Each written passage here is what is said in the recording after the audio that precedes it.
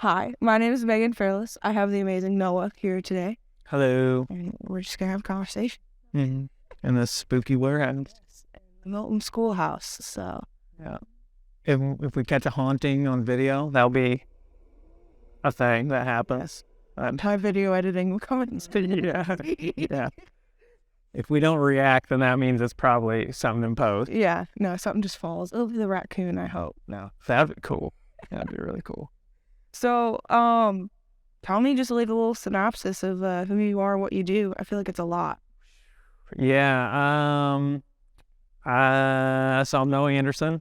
I am a barber by trade, and I am an entrepreneur as a hobbyist, I guess. I'm kind of figuring it out as I go. I do a little bit of everything, I guess. I don't know.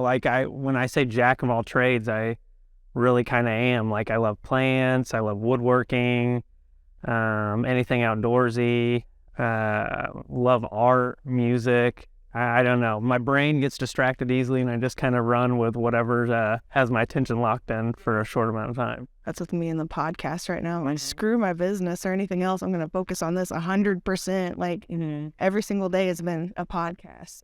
I think that's a good thing for like business owners, though. Like, your life and all of your energy goes into your business, and it's very easy to get burnt out with like doing the mundane creative things when you really should take some time to like pour into creative stuff that's like just for you. Like, this is for no one else. This isn't to advertise the business or anything. I think it's good to free yourself up and, I don't know, do a passion project every now and then. What's your favorite thing to do when you get overwhelmed? That's a tough one. Cooking. I love to cook. A lot of times, like, Mondays are my house cleaning and like cooking days, and sometimes it's like meal prep, and then sometimes it's just like cook a massive meal and then like call friends or family and be like, hey, come get some of this food, because I don't want to have my freezer full of like frozen chili or wontons or whatever I'm making.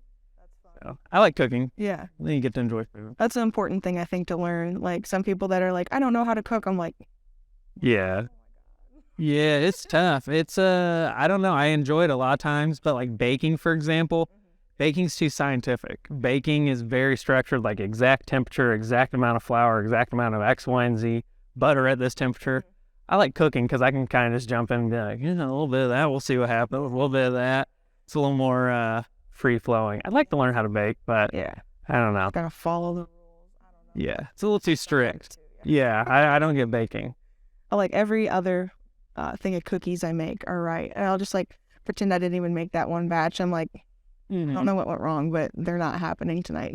Oh, I just got the super easy recipe for chocolate chip cookies where like literally you just put it all in a bowl and mix it up, and it makes like killer chocolate chip cookies. But ever since that, I'm like, okay, I can bake a little bit. I have a couple things. I just need a couple pocket recipes to break out every now and then. Make you feel confident. There you go. Yeah. Not doing no like souffle or... No, I don't have like the torch out, like caramelizing the top of anything. No, I just like 350 pop it in, like, yeah, those look good. Yeah, I always have like high aspirations when I want to like cook something really cool, and then I'll get into it and I'm like, no, we're gonna do this the easiest way possible. Oh yeah. And like TikTok and Instagram are always so misleading, because you'll see this like 30-second video where someone puts together like this beautiful dessert or beautiful dish, and like you put it together, it's like, oh wow, that actually took like 2 hours to make, and it looks nothing like what they made. So I like keeping it simple. Yeah, there's like real chefs that I've found that go and test those recipes online just to disprove that it's just all like camera magic. Really? They make them look certain ways. They're just like completely lying on the recipes. Yes. All for the views, Man, they're busting my confidence. Like, you suck. It's funny. You can't be like us. So, I don't know. What clicked in your head when you were younger, I guess, to make you like want to do all this? I got along with everyone in school and stuff. Like, I wasn't really popular, but like I didn't have many enemies, and I've always just been kind of like a weird kid that like just gets into like random things. Like, as a kid, like I was a magic kid, like magic tricks. Oh my God, I freaking loved magic tricks. I don't know. I've always just been the type of person that like gets attached to something they find interesting and then just goes all out for it. And I never really like quit doing that.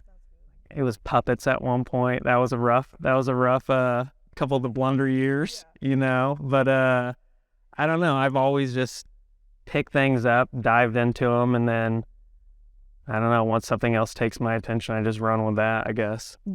I have this problem where like stuff like that, I'll be able to pick up easy things real quick, but as soon as there's something that I try and do and I suck a lot, and I'm just like, I've lost all my powers because I'm so used to being good at everything else, just picking up, and then it's like a challenge, and I'm like, all right, I don't want to do this anymore.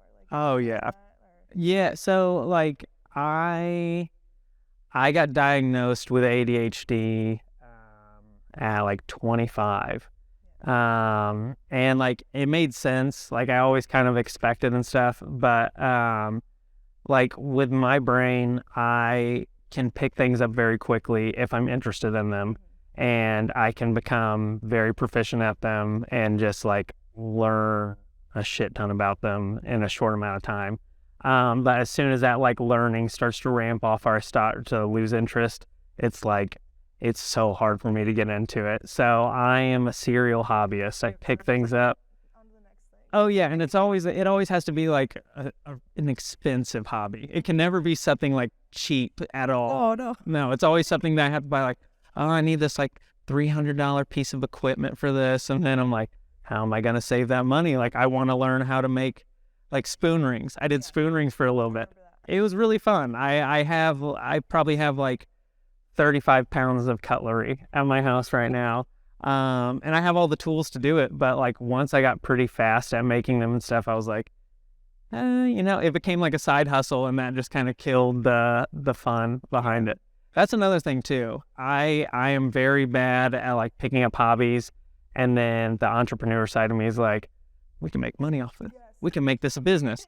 And then I go full force into making a business and then get burnt out on it. So I gotta safeguard myself from like, let's just keep this for me. Let's just keep this fun. So, yeah, I don't know. All that to say, ADHD brain, I'm a hobbyist. It's going to be like the whole entire series of my episodes and everything is going to be like ADHD. Like everyone's like, how are you going to cut all this like choo-choo train off track episodes? I'm like, they're just along for the ride. Yeah.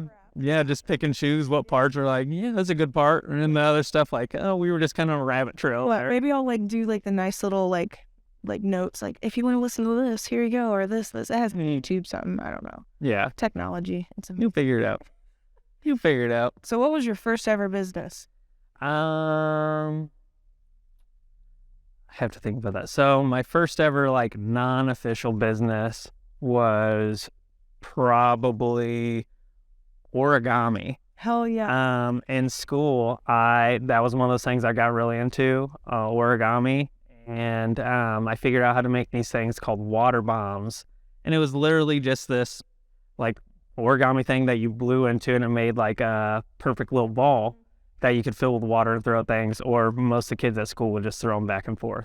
So I started flipping those for like 25 cents. And that was my first like unofficial business that I can remember. But like my first official business I ever started was the barbershop. So that was when kind of the big boy pants came on for business, got like actual legal paperwork and stuff like that. So yeah, that was number one. Yeah. Was that process scary for you? I have like a lot of friends that are like on the verge of like wanting to take their business a little bit more serious and make it official. And they're terrified of those processes. And I was like talking with one of them. I was like, girl, I just like flipped open all the paperwork. I was like, you just gotta know this, this, and this, and just remember, I'm stupid. If I'm stupid, you can do it. Like, yeah, I think a part for me was that I realized I'm not good at paperwork. I'm not good at, all the fine print and stuff. So what I did is I got a lawyer, and I just said, I want to start this business. I have no idea how to do this paperwork. And she handled everything. She made it such a whiz, or like such a breeze. So I literally just paid her, and then, hey, here your stuff is, here your tax ID. So it wasn't really all that stressful for me. Like getting the space ready and like branding the business was definitely a lot more stressful. But as far as like the making it official side, I honestly didn't do that much. I knew that it was going to be tough for me, so I had somebody that knew what they were doing and just said, make it happen. That's like been the biggest thing to help me in my business, just overall, not just with like official paperwork, but anything that I know I suck at, 100% I'm finding someone else to do it. Oh yeah.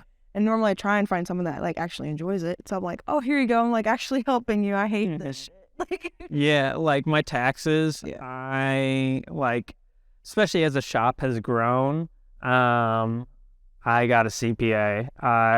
Every year I would get so stressed out when it come to tax time and keeping track of money and just all that. So I have a bookkeeper who's also my CPA. I send her my bank statements. She goes through them. If there's any questions she has, she'll just message me. But other than that, it's kind of the same thing. Like, I know I'm not good at it. I know my brain doesn't do numbers well. I want to pay somebody that does numbers well to make sure I'm not getting in trouble, pretty much. Yeah. So do you want to talk at all about like Mother Murphy's, of what's going on with the product line or anything like that? Yeah, we can. Yeah, I don't mind. Yeah, so I have another business with some buddies in Bloomington, Illinois called Mother Murphy's. It's the oldest head shop in the United States. Just kind of a random opportunity. My buddy was sitting in the chair at the barbershop one day, and it was the day before his 25th birthday, and he started talking to me about how his goal was to have a business by 25. And me just sitting there cutting his hair, I knew that Mother Murphy's down the road from the barbershop was going up for sale. So I'm like, why don't you just buy that?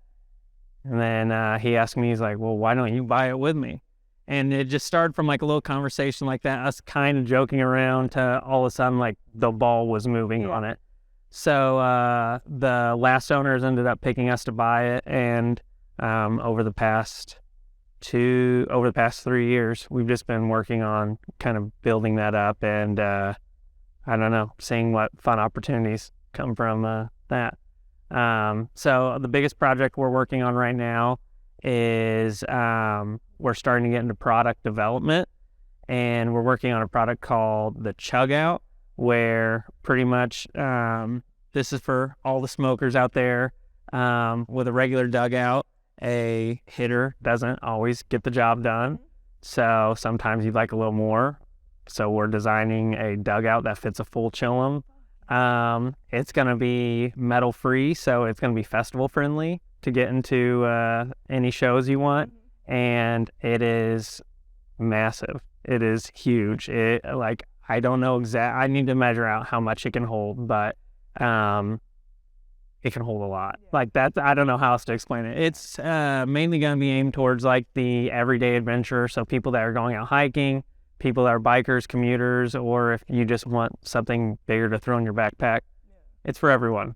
But we're making it a little more rugged for the outdoorsy people too. That's cool. So when is that going to be, or is it still in process of when it's going to be released? Or yeah, so right now we're actually working with my buddy Aaron Wall from Deadshore Studios. He's got a 3D printer, and he's kind of doing the like blueprints and the engineering side of it for us. So right now we're kind of going through some prototypes, and then once we have a finalized version, we're going to start getting them into product testers' hands, and then figure out where to go from there. So yeah, it's fun. It's interesting. We've done more of the retail side of things business wise, but this is our first time really getting into like product development other than just like apparel. Yeah. So building something from the ground up. That's kind of cool. And the whole 3D printing thing, that whole technology is just fun to play with. So yeah, and it's fun to have like Aaron. So Aaron is a tattoo artist. It's fun to have his like artistic touch to things too. And he's also a jack of all trades, has so many different hobbies and things like that. He's I don't know, he's a very good member to have on the team. So yeah, he's cool. Yeah. So back to Mother Murphy's, like what was it like? Like you got to start your own barber shop, right? Mm-hmm. What was it like going into a business that's already like established and being able to take over the reins and keep the the vibe and the history of it? Yeah, so that was a big challenge for us because Mother Murphy's it's been around since like the start of head shops, and it's been one of the only head shops that made it through like marijuana prohibition. A lot of shops that started at the same time were taken down, just forced to close. But luckily, Mother Murphy's had some really good legal backing that could just kind of help them. And it's what's made them the oldest head shop. It made us the oldest head shop in the United States. So coming into it, it was definitely different. The old owners had ran it for over 50 years. The building was definitely older and needed a lot of work, and just for them, it had become a lot to handle. So I wouldn't say we came into a hurting business, but we definitely came into a business that needed a lot of love. And with, that much time, there are some relics in there that they may be the only ones in existence. Classic rock posters. We've got a picture that one of our clients took of Jimi Hendrix, like from the front of the stage. It's probably the only picture in existence from that angle of him. We have some of the first bongs that ever came into the United States. So we wanted to preserve a lot of that, traditional Americana head shop, while also ushering in some new product lines without getting rid of just the gym that Mother Murphy's is. So it was definitely challenging. It took some time, but I don't really know. It's always like a challenge, or not a challenge, but an adventure, I feel like. Yeah. So it ended up working out. We bought the business and everything was finalized, and a week later, shutdown happened. Yeah. So we were like, oh my God, we just bought this business and we have no income happening right now. So we just jumped on board. Like, the floors in there were absolutely wrecked. The ceilings were wrecked. Plaster was falling off the walls. So we stripped as much as we could down, taking the posters off like single staple by single staple so they don't fall apart, and just took that time to really pour some love and just renovate as much as we could, and then place everything back in its exact spot how it was. So it was tedious. It was a very tedious process, but I don't know. It's kind of been fun to like hit Mother Murphy's with a shot of adrenaline and just get it up and rolling and pumping again. Yeah. It's probably like in the bigger scene good to have that little break, forced break to be ready for the ramp up. So It definitely worked in our favor. And it's also given us like a boost of confidence, like, okay, we can buy I don't want to say struggling business, but buy a tired business. There we go. And make it through COVID and have it be one of the business's best years ever. I don't know. That's just giving us confidence. Like, okay, if we can make it through that, like, we can keep on trucking forward, and it's only like, I don't know, it's only bigger from here. So yeah, it's been scary. It's been challenging. But it's like a big art project, pretty much. It's a lot of fun. You got a lot of creative freedom, it seems like. Yeah. And it's right up your alley. So. Yeah, there's like no expectation with a head shop, so we can literally do whatever we want. Yeah. So yeah, it's a lot of fun. That's real dope. So back to like your entrepreneurship, is there anything that's like out in the universe that's completely not on your plate that you're like, I want to try that one day? Yeah. There's been a couple ideas I've had for restaurants that I would love to attempt. But the restaurant industry is very cutthroat and very hard to make it in. So, I think those might be one of the things I just kind of keep on the what if, or if ain't any day, like I'm making it really big and I'm like, let's see if we can make this work. Yeah. Just throw money at something. I'd love to do that. But, I've thought about a ramen restaurant before. There's a couple other like restaurant ideas I've had that I feel goofy when I talk about them, because I'm like, I want to be quiet and like, oh, if this is such a good idea, one day I'll run with it. But also I'm like, when am I ever going to do this? Yeah, no. So, I'll just put the idea out there. Like, if you end up taking this, please, Think I'm a business partner. like, At least. yeah, at least throw me like 5% or something like this. I had this idea for a fry restaurant where you just have like 8 different types of fries, like waffle fry, curly fry, seasoned fries, steak fry, whatever, mini fries, and then like a shitload of toppings. And then you come in, I want the waffle fry Euro basket, waffle fry, Euro meat, the cheese on top. I want the buffalo chicken one. It's just all fast fry, and then you just load it full of toppings, smother in cheese or whatever. Like, overhead is super low. It would be very fast. And if you put it like near a college campus or a lot of bars, like, it'll kill. You could even do it in a food truck, but the hard part with a food truck is the fryers. But yeah, if you want to steal that idea, I'd love if I got to be a part of it, but if not, like, We'll come after. yeah, can I get a, yeah, I'm coming for you. Can I get a coupon or something at least? Like, It's one free basket. yeah, name a basket after me or something. Like, I don't know. But yeah, there's a, This from Noah basket. that literally, that'd be perfect. That's funny. Yeah, there's always stuff like that. That's, I don't know, kind of on like the back burner. Yeah. But, I don't know. There's a lot of, I feel like you got like I could see you doing anything in the next 5 years. Like yeah. like yep, that makes sense. Like you got this. Yeah, I like running with things, and I don't know. I like the game of business. Yeah. The game of business is fun, although it's scary and stressful and painful at times. But overall, I mean, I can't see myself doing anything. Yeah, it's not that bad. We're not doing Yeah, it. yeah, I'm hanging in there.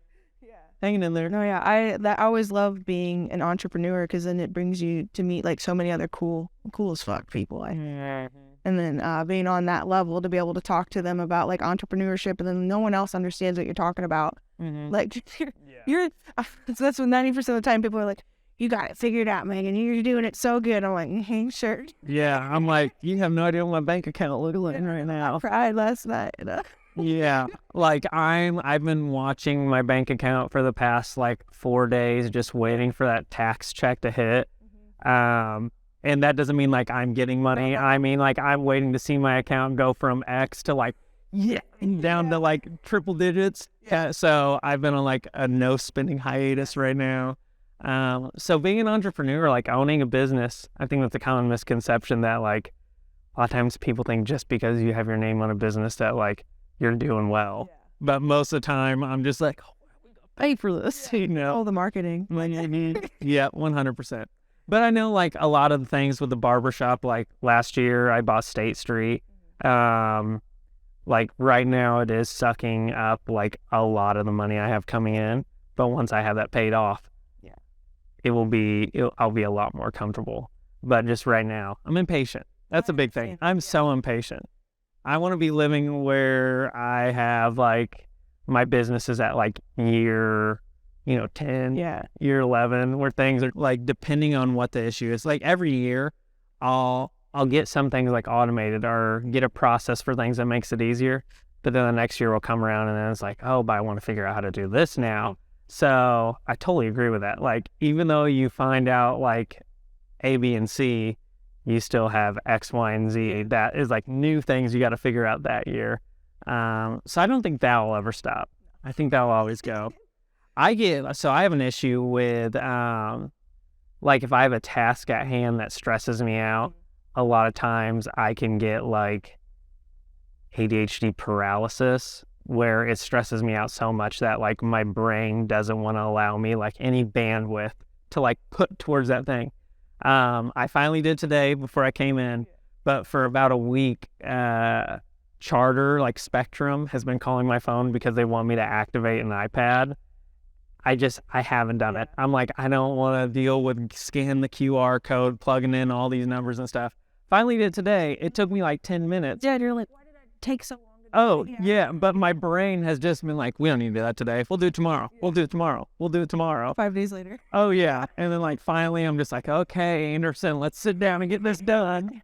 It's me in taxes this year. Like, I still do all my own taxes, but it's not that bad. Because I literally got it all done in 30 minutes, like, every single little bit of it. But I also was, like, laser focused because my mom was like, I have to go pick up my taxes from the same tax lady that you have to go talk to. So I'm like, it'd be real convenient if my shit's done when my mom has to go. So I'm like, off for like months. Like, I got everyone else's taxes done, like, because I want to be a good business owner, my employees. But I took the next like 3 months to like kind of chill a little bit. Yeah. I just got set up for quarterly this year. I think that was my issue this year. I put it off, and then end of the year, that big number's hanging over my head, and I'm like, oh, okay. I thought it was going to be good this year because, like, I had a lot of write-offs this year, but sometimes I don't feel like the write-offs do that much. I don't feel like they matter. Not really. Like, we donate to like a lot of local sports, and then like if there's charities or like benefit dinners or stuff like that, we give away a lot of product and like gift cards and stuff like that. I need to start tracking that. I was gonna say, like, I know donations help me a shit ton. Really? Yes. So like, and I donate to like all the locals that I can. So Yeah. I was like a math to it. I don't know.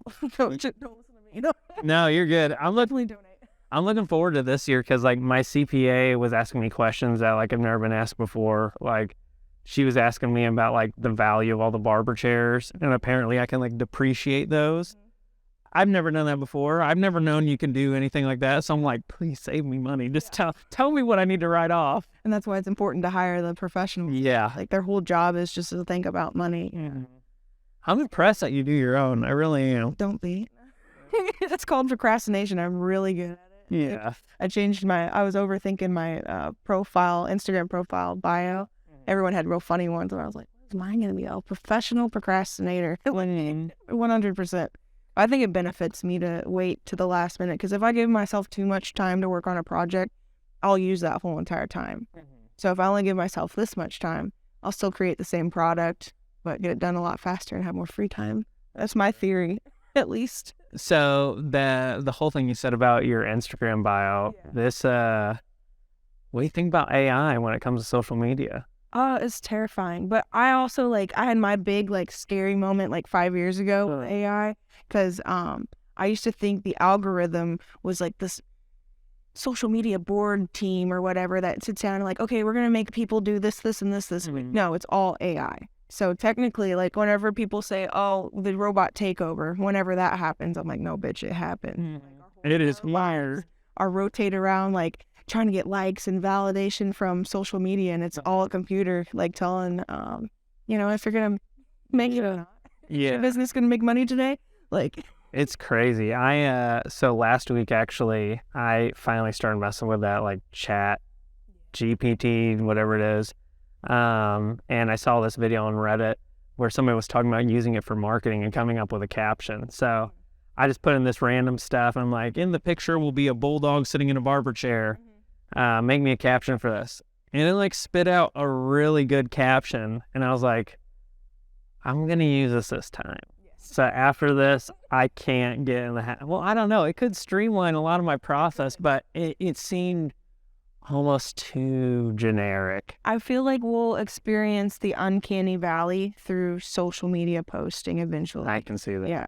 Because I can almost already tell whenever disgenuine almost posting. I'm not from anyone I know personally, but it's always like Lysol or stuff like that. Yeah. Well, big brands. I think I could see easily in the future there being platforms not only just for the chat, they do the whole posting for you. Just load in your queue, we'll take the rest of it over. And I'm like, that'd be nice. Because now I'm running social media for another company. I'd do that just to make it easier. Less minutes thinking on you, but Well, yeah, I could definitely see it being beneficial for people that do marketing for other agencies. So for example, if you were running the social media for the barbershop, there's a lot of barber terminology and things about barbershop that it's not your wheelhouse. You will understand. It'd be the same if I was running it for you. But AI, AI knows. AI knows. We're going to have that kind of goes into even the deep fake stuff that's happening now. That's crazy. I don't think we'll be able to conceptualize what kind of future we have with no AI thinking and robotics and technology. Anything will be able to be created that we can't even conceptualize, and a robot thought of it completely. Yeah. Well, what's crazy to me is that they could literally And I don't know, this is probably a little tinfoil hatty for the podcast. That's cool. No, we've talked about government each episode. All right. Like, let's say there's somebody that they don't want having as much influence as they currently have. They could doctor up a video really quick of them saying or doing anything at all, and then all of a sudden this video clip gets leaked. Yep. And yeah, I don't know, that might be a little tinfoil hatty, but like, it's possible. It's 100%. Like the Drake AI song. Yes. Like Heart on My Sleeve. This guy literally just fed AI a bunch of Drake's music and lyrics, and it put out like a song that's more of a banger than anything Drake's put out in a little bit. Like, that's scary that like a robot can just like, it sounds just like him and everything. It's crazy. My rockstar career. I'll just like plug in a couple pictures and videos, Make me famous. words, and I'm like, here's my $100 a month. Like, I love it. I don't know. I love it, but it's also scary. terrifying. And it's scary for a lot of people in the tech industry as well, because like we see in the fast food industry, we see in every industry, any way they can streamline things to protect profits. Oh yeah. And the tech industry is one of the like highest paid industries right now. So they're going to be trying to find ways to cut down costs. Yeah. Which that part scares me more than anything. I'm maybe because I'm just always been in here. I don't know if like Bloomington or where else you've been is anything like it else, but it just seems like everyone's so cool. There's no like, there are a couple cliques, and you have to play the game, I guess, with certain places, but overall, everyone's super dope. We're all friends with each other. We all help each other in ways that we can. It's just, I don't know. I love the vibe between. That's the whole reason I did this podcast. Is like I just want to talk with all the cool ass people that are doing shit. Like. Yeah, I always say that like Alton's kind of like a mini Portland. Like, we have so much art here and so many like small businesses, and I don't know, I feel like everyone understands there's plenty of pie to go around, and people are willing to, you know, come alongside one another, even if at times they're viewed as competition. And I don't know, there just seems like a lot of camaraderie in Alton when it comes to small business. Oh, yeah. And I've never really, even in Bloomington, like I never really experienced that. In Bloomington, it was kind of the, there's a lot of white collar business there. Yeah. And it was kind of like the high end businesses all kind of rub shoulders with each other. And then everyone that's not at that epsilon, like they kind of stick with each other. But in Alton, it just seems like there's such a diversity of like income that, I don't know, there's a real respect between like the white collar and blue collar. I don't know, we just have such a wide variety here of like just people. Yeah, I think it's cool too. Like, there's some business owners that are like owners of white collar businesses that also work blue collar during the day too. So then they both respect like the whole entire thing. Is just, those are the people that also confuse the hell out of me. Like, how do you have a full-time job and then run a business? I can barely even run my own and like take care of myself. Like, Yeah, I don't get it. I don't get it at all. they got a different breed, different water, so respect that. I don't know. No, yeah, I don't get it. I don't get where people get the gas to keep on trucking like that sometimes. I'm very free flowing too. Like, I am 100% a free spirit, where like it is very, and I think it's ADHD more than anything. It's very hard for me to stick to a very rigid structure. Yeah. Like today, me getting my house cleaned and taking care of errands and stuff, a lot of it was just me kind of like, oh yeah, I need to do that, and then taking care of it. Like, I have so much respect for people that are, I don't know, entrepreneurs that, like you said, can just go one thing after another. My brain can't do that. And I'm like, I need time to work on the little projects and little things that like I'm concerned about. And it's tough, but I don't know, some people have that gall and that energy in them just to keep on fighting like that. They're blessed without the ADHD. That's probably. I could see it. Neurodivergent, dude. You got both. You got to you want your own business. But that's funny. I keep on asking. It's a weird question between everyone that owned a business. And I've asked this one question: what would you tell yourself, little Noah, before he ever got into this, to help him? I think the first thing I would have told myself is stop being a people pleaser. Because in the early days of my business, I bent over backwards for some people that needed to get told to kick rocks. Yeah. I think paying attention more to like the team I bring around myself is huge, because I think a big part of it is the success we have now with having like the 2 locations and stuff, and the way we've been growing so quick is because you have to come on board and get along with the whole team. It can't just be like, oh, hey, you're my buddy, you're coming on. Like, everyone has to be on board with someone coming on. And I think that helps keep everyone happy. So I'd probably tell myself that. And also just like when trouble comes up or like hardship comes up, like it's not that deep, like overanalyzing everything, catastrophizing completely. Sometimes it's better just to like chill out and let things kind of be, and then I don't know, a lot of problems just kind of solve themselves over time. So I don't know, there's a lot of things, a lot of mistakes I made along the way, a lot of things I could have done better as a business owner, but I don't know, I think a lot of those lessons were good for me, so I don't know much I want to tell myself. That's exactly what yesterday's person said. They're like, I would not tell myself anything. I think everything I went through was meant to happen. I think quarterly, tell myself to go quarterly on taxes, because it's like year after year, it's like, how does it keep happening every year? You get to like, I hate it because like my website and like all these other like big things I pay yearly also somehow aligned with tax season too. So it's just like, once I'm just like laying here in the spring, I'm supposed to be enjoying like, life, and then I get a text like electricity bill coming out on this day. Electric cord. Fire suit. Oh my gosh. I got lizards. I got the light. I guess, do you have any like 5 closing tips for anyone that like could be inspired by you? Inspired by me. Tips for people. I'll say this. I think there are a lot of crazy things going on in the world right now, and a lot of us are too wrapped up in our own situations, or wrapped up in worrying what other people are thinking about.